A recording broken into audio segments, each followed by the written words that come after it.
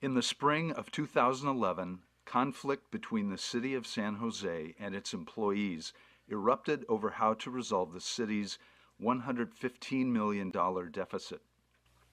A media campaign by Mayor Chuck Reed implied that all city workers were excessively compensated. Especially on the question of pensions, extreme examples were used to illustrate bloated pensions. That could no longer be supported by diminished city revenues. A majority of the public polled on whether they wanted to solve the city budget crisis through increased taxes, cuts in services, or lowering employee compensation chose the third option.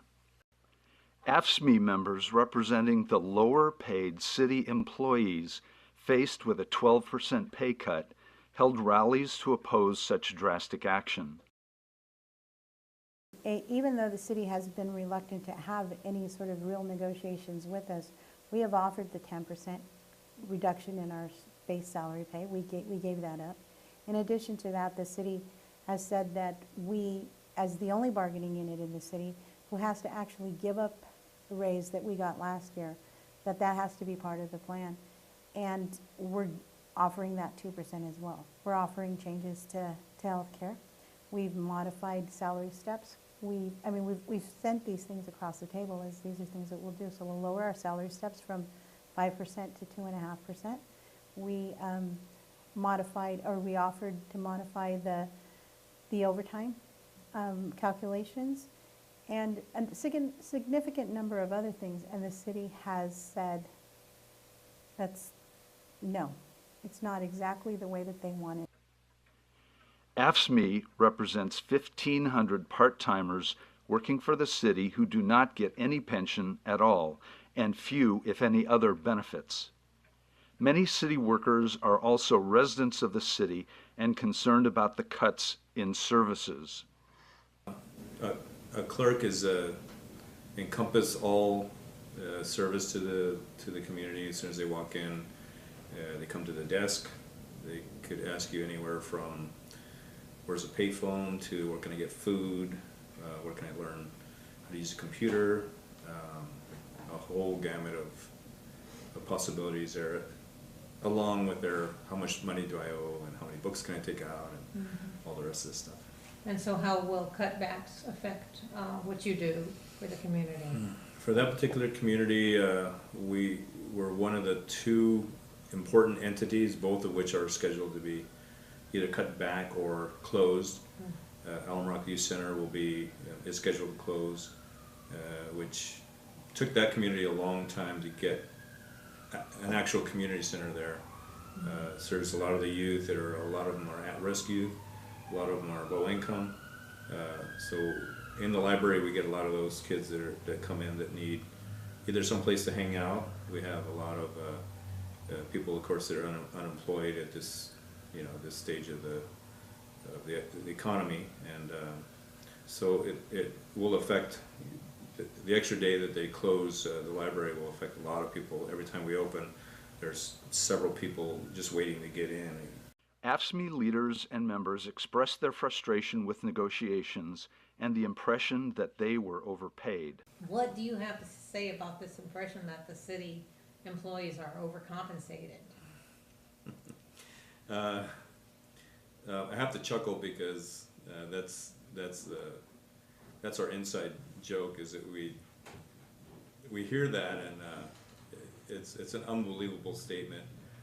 The problem with that statement, as it was last year, was that statement assumes that everybody in the city gets paid this high salary, and the largest employee section of the city is the Parks and Rec and the library and then some other services, all of which are on the lower end of the pay scale. Majority of the library is part-time workers as well as the Parks and Rec, so they're not even involved in the pension, or they don't get Social Security, they don't get benefits. So truly our employee population is very minimal to the whole picture of the city as far as, you know, paying out pension and benefits.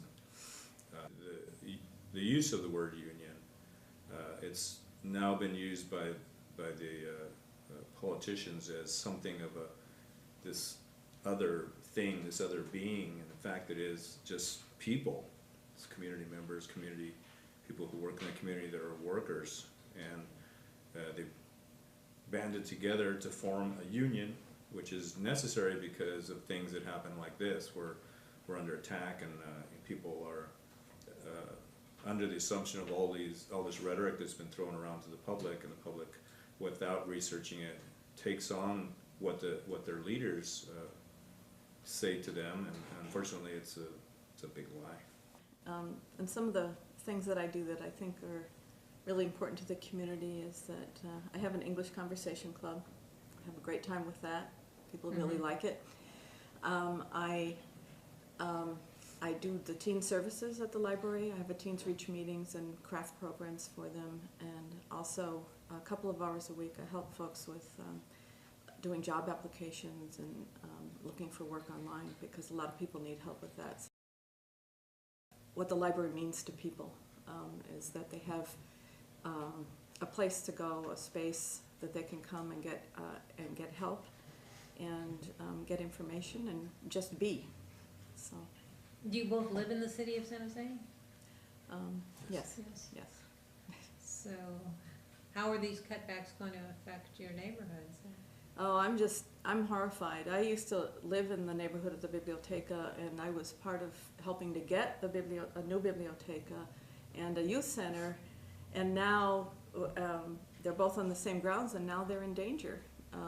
The library will be open 3 or maybe 4 days a week. The youth center, I don't even know if it's going to be open at all, what's happening with that. So I'm really horrified that that community is going to have to do without these important resources. And do you feel like you're overcompensated as a city employee? Another chuckle here, yeah. I am part-time, like it's about 1,500 part-time workers for the city who will never get a pension. And I pay like $380 for health care every month, so no, I don't feel overcompensated. Well, Mayor Reed is threatening to declare a fiscal emergency because he claims that the city employees are bankrupting the city. Do you have anything to say about that? Well, you know, it wasn't really our fault. We didn't cause the mortgage meltdown, you know, the Wall Street crash, the high health care premiums, any of those things. So we feel like it's being all laid at our doorstep when there were circumstances beyond our control. And I think that that's very frustrating for people. People really take it personally. I know that people I work with is like, wow, look what they're saying about this in the paper. That's not us. And I understand the union has tried to be flexible with the city. Oh, very, very flexible. Can you go into that a little bit? Well, I know that they've actually pretty much agreed to almost everything that the city has requested, but the problem is that they asked for a couple of things in return, non-monetary types of things in return, and the city has imposed conditions, imposed a contract on us. Many related the San Jose situation to what had happened with public workers in Wisconsin and the dismantling of public services and the rights of public employees across the country. This was especially true after Mayor Reed and some city council members proposed declaring a fiscal state of emergency and putting a measure on the ballot to attack pensions and undermine collective bargaining. Historical links were made when 2 AFSCME sanitation workers who were on the strike with Martin Luther King Jr. came to Memphis to support them in 1968, came to San Jose to support the current efforts by union members. In 1968, when Memphis, Tennessee African American sanitation workers were mistreated and denied basic workers' rights, including equal treatment, safe working conditions, and fair wages, 2 ordinary men Baxter Leach, and Alvin Turner, took extraordinary action by voting to strike and walking off the job to join the picket line and march in protest. They just wanted to be treated with dignity and respect. So the very simple but poignant slogans of the protest were, "I am a man, and collective bargaining is the American way." We have these two national treasures in Mr. Leach, Baxter Leach, and also in Mr. Turner, and that their families came literally at the drop of a hat. And in Spanish culture, Mexican culture, we have a saying that says presencia, that the importance of being present at important times. And the fact that you are present here at our darkest hour, coming all the way from Memphis through terrible weather and all the other challenges, is just such an honor to us. And I think an inspiration for us as we think about how to make the place we call home a better place to live. And I think your call to boldness and to action is something that we've heard. And we are honored that you're here. So honored, I know that I took my son out of school because I thought, what better way to learn about the legacy, really, that in fact, part of the reason these families are fighting so much isn't because of their own paychecks. It's what happens to their families. It's what happens to public work in the next generation. That's what we're called to act upon. Do we believe in a public sector where professional people come and fight fires?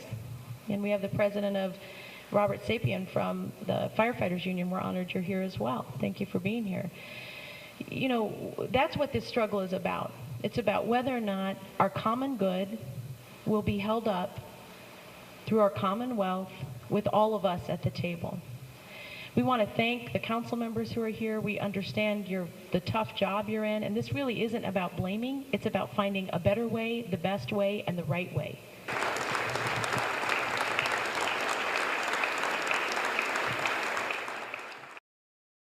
Testimony at a May City Council hearing on the budget overwhelmingly expressed support for public employees as well as direct community services to the neighborhoods. The unions and the community found common ground in the Neighborhoods First campaign. Testimony at a May City Council hearing on the budget overwhelmingly expressed support for public employees as well as direct community services to the neighborhoods.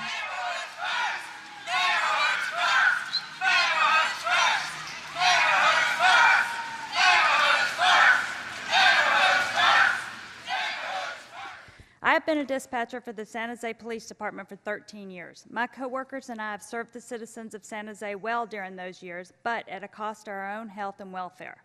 The constant barrage of dealing with emergencies and the physical demands of our job have caused damage to our bodies. Many of us have had multiple work-related surgeries, myself included. Now you are considering cutting our medical coverage, reducing our salary, and extending our retirement by 10 years, any one of which would undoubtedly cause a mass exodus in this department. Every day I have to think and act quickly using common sense and past experience to gain control of emergency situations. If you couple all of these proposed cuts, you will lose the experienced people who can and do think outside the box, and you will leave our police officers and citizens with a dreadfully degraded support structure. Already, security and protection offered to our citizens are falling to the level of other cities where crime and violence are rampant and have become a way of life. Please listen to our union, the one consistent voice of reason that protects both the workers and the city from litigation. Thank you. Judy Purrington.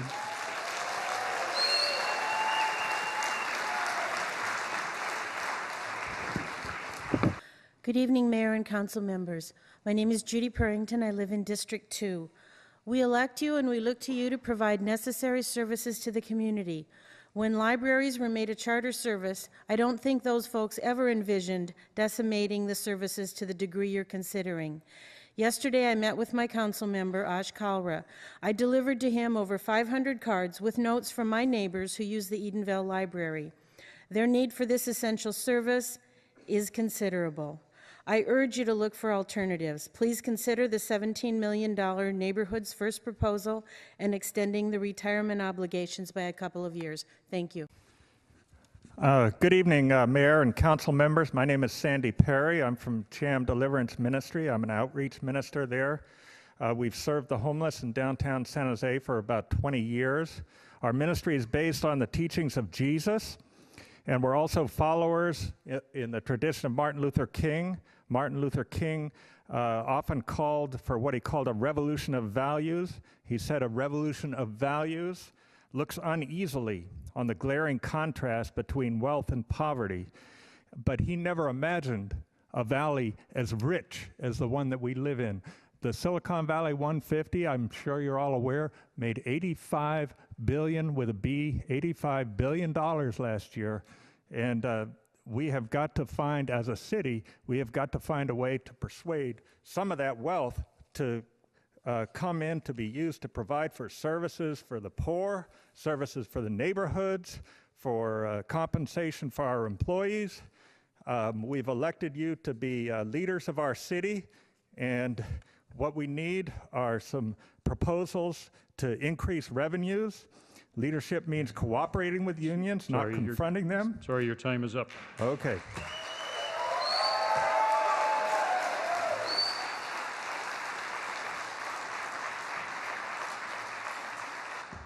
Buenas tardes. Yo estoy aquí porque estoy un poco preocupada por los centros comunitarios y por las bibliotecas porque Good afternoon. I'm here because I'm worried about the community centers and the libraries. yo vivo por 12 años en la 658 Lotus Street aquí en San José. I've lived for 12 years on Lotus Street here in San Jose. Y estoy un poquito preocupada por todos esos recortes porque es lo que más usamos yo y mis hijos. And I'm worried about these cuts because these are some of the services that me and my children use the most. Y también pues estoy preocupada por todos los recortes. And I'm worried about all of the cuts. Pero más que nada estoy preocupada también por los recortes de los viejitos, ¿cómo se dice? Okay. And also I'm worried about the cuts to the elderly as well. Y estoy apoyando también la solución. And I'm also supporting the solution here tonight, the proposal from Working Partnerships. Gracias, muy amables por escucharme. Thank you for listening. Very, very kind of you to listen to me. Pat Saucedo is our next speaker. Will be followed by Carol Garvey and Melanie Helmke. Mayor and Council, Pat Saucedo, San Jose, Silicon Valley Chamber of Commerce. 4 brief comments. One, I'd like to thank, on behalf of the Chamber, the city manager and staff for their continued work in the budget and their efforts to quantify the city's true fiscal position. 2, the Chamber fully supports adopting a budget that builds in the expectation of the 10% total compensation reduction for all employees. This will provide the greatest latitude to maintain core public services for the community. 3, fully support and recommend a continued expansion of the option to contract out non-core city services to the private and nonprofit sectors. And 4, fully support continued efforts to implement cost containment for employee and retiree health care and pension benefit programs, elimination of sick leave payouts, and the elimination of automatic step increases. Closing the $115 million deficit for 2011-12 with existing revenues and resources while implementing reforms must be the priority for all stakeholders for San Jose. Thank you. We recognize this is a difficult year budget-wise. Thank you. Carol Garvey. Hi, I'm Carol Garvey. Lived in San Jose most of my life.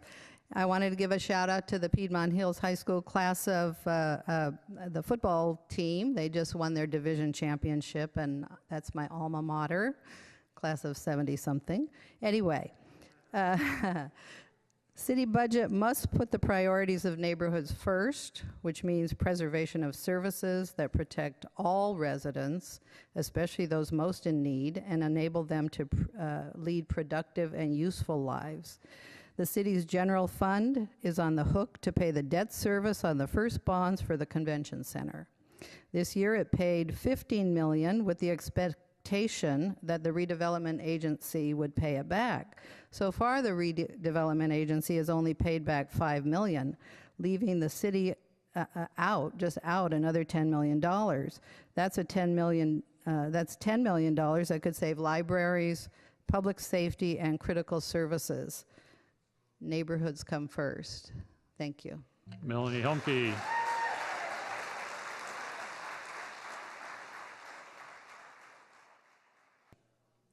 I stand here before you tonight to say that I'm disappointed that I have voted for some of you.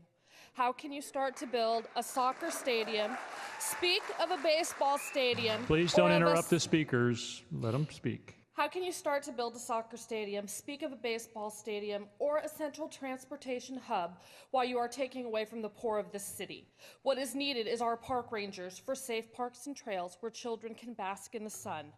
What is needed is safe community centers where children can grow when the weather is bad, and libraries where children can learn when they don't own a computer or internet service. As a single mother, I could never afford sporting events, and I don't know why you think that would change now. How about showing that you care for the less advantaged as much as you care for the rich? Thank you.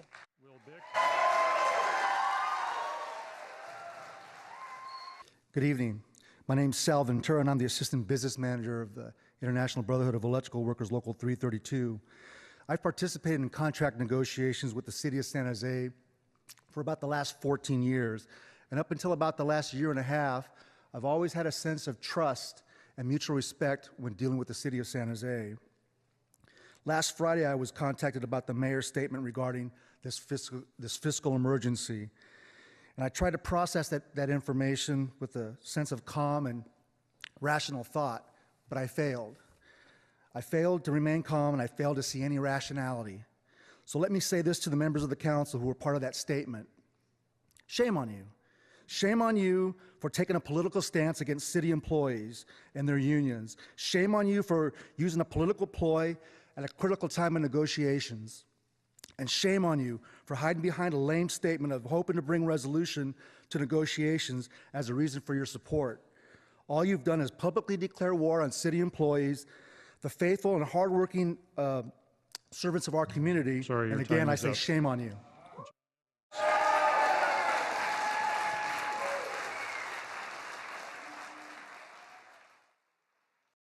Thanks for the opportunity to speak to you.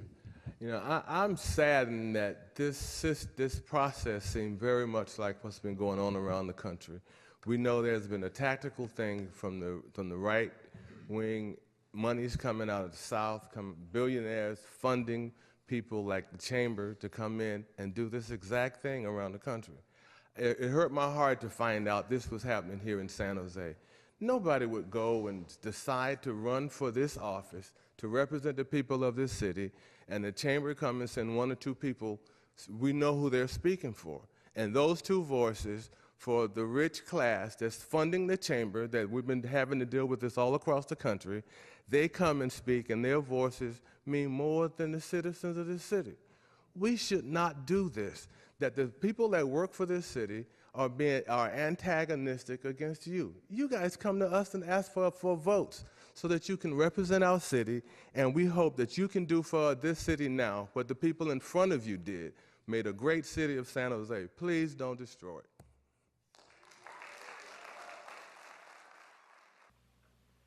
City unions and supporters held a Be Fair and Share rally on August 1st to support city services, collective bargaining, and to collect 300 backpacks and school supplies to be donated to children. Many people have pointed to expenditures on the Hayes Mansion, the proposed ballpark, the luxurious City Hall, golf courses, and downtown subsidies as examples of areas that could be cut back. Community members have suggested charging fines on banks that have foreclosed on homes for not taking care of blighted properties such as other cities have done. However, this is only part of a very big picture. The tax structure at the state and national level has changed over many years to favor the very wealthy and the large corporations, and the consequences are taken out at the local level. General Electric paid no taxes last year. The personal fortune of Larry Ellison, the CEO of Oracle, could single-handedly take care of the California deficit. The profits of the Silicon Valley 150 largest corporations came to $84.7 billion last year, an increase of 80%, but jobs only increased 6%. Their taxes were only 18.7% of this profit. They are parking the profits offshore while the city, county, and school districts are starving for funds for education, libraries, healthcare, community centers, parks, and social services. The other side of the equation is spending priorities. The wars in Iraq and Afghanistan will cost $171 billion in 2011 alone. Think of what that could do for housing, healthcare, and other human services with those funds. Trillions have been spent on bailouts for banks and corporations. Why isn't the federal government bailing out the states, cities, and counties? Libraries are now only open 4 days a week, and some new ones have never opened. Community centers are either closed, have cut way back on their programs, and or charging for ones that were formerly free. Parks continue to be closed on Mondays. The city declared an impasse and imposed terms and conditions on all city unions except police and fire that amounted to a wage cut of 10 to 12% of total compensation. The City Council is currently scheduled to vote on declaring a fiscal emergency to pave the way for a ballot measure that would attack pensions and retirement and undermine collective bargaining. The city and the rank-and-file unions continue to bargain. The city is spending millions of dollars on high-powered anti-union consultants and an outside actuary. Edge for Economic Justice and the people of San Jose have some suggestions on what the City Council should do, and some words of advice for the U.S. Congress. Keep our libraries, community centers, parks, and all essential neighborhood services open. Charge fines on banks for not taking care of foreclosed properties. Vote no on the fiscal state of emergency and the ballot measure, and instead support collective bargaining rights. Raise taxes on the wealthy and the corporations so you can fund education. Stop bailing out the banks and corporations. The war in Iraq, Afghanistan, Libya, Palestine, and in the Mexican border. Bail out state and local governments instead.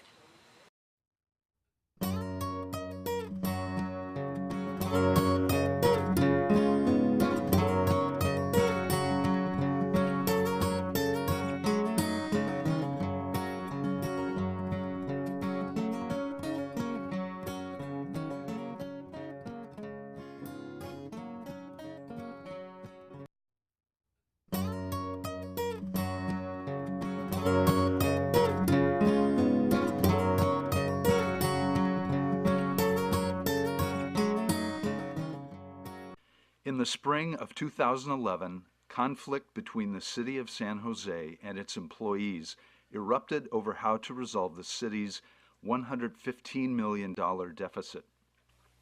A media campaign by Mayor Chuck Reed implied that all city workers were excessively compensated. Especially on the question of pensions, extreme examples were used to illustrate bloated pensions. That could no longer be supported by diminished city revenues.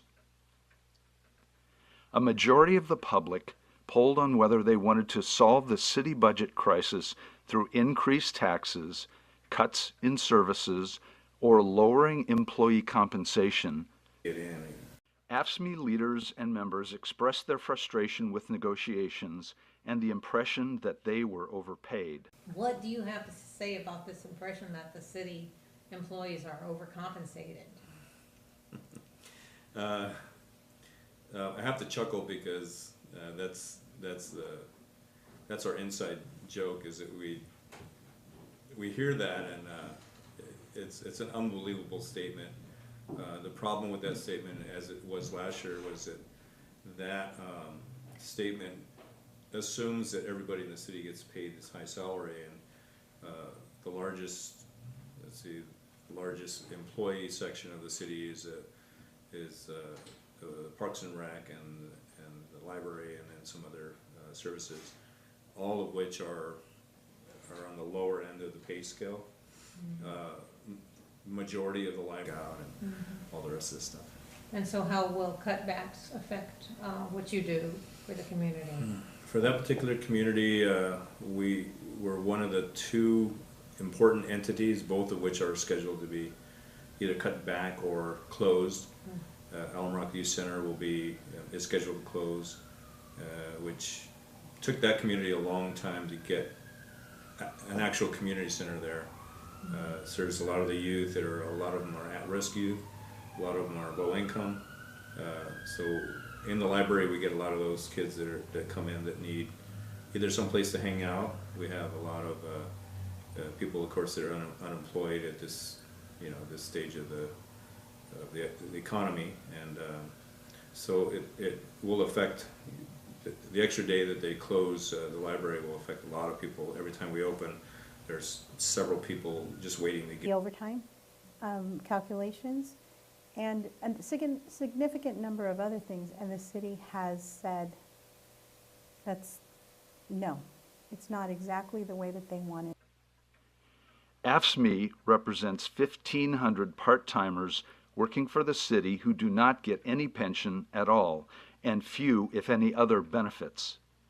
Many city workers are also residents of the city and concerned about the cuts in services. A clerk is encompass all service to the community. As soon as they walk in, they come to the desk. They could ask you anywhere from where's a payphone to where can I get food, where can I learn how to use a computer, a whole gamut of possibilities there, along with how much money do I owe and how many books can I take. Chose the third option. AFSCME members representing the lower paid city employees faced with a 12% pay cut held rallies to oppose such drastic action. Even though the city has been reluctant to have any sort of real negotiations with us, we have offered the 10% reduction in our base salary pay. We gave that up. In addition to that, the city has said that we, as the only bargaining unit in the city, who has to actually give up the raise that we got last year, that has to be part of the plan. And we're offering that 2% as well. We're offering changes to health care. We've modified salary steps. We've sent these things across the table as these are things that we'll do. So we'll lower our salary steps from 5% to 2.5%. We offered to modify the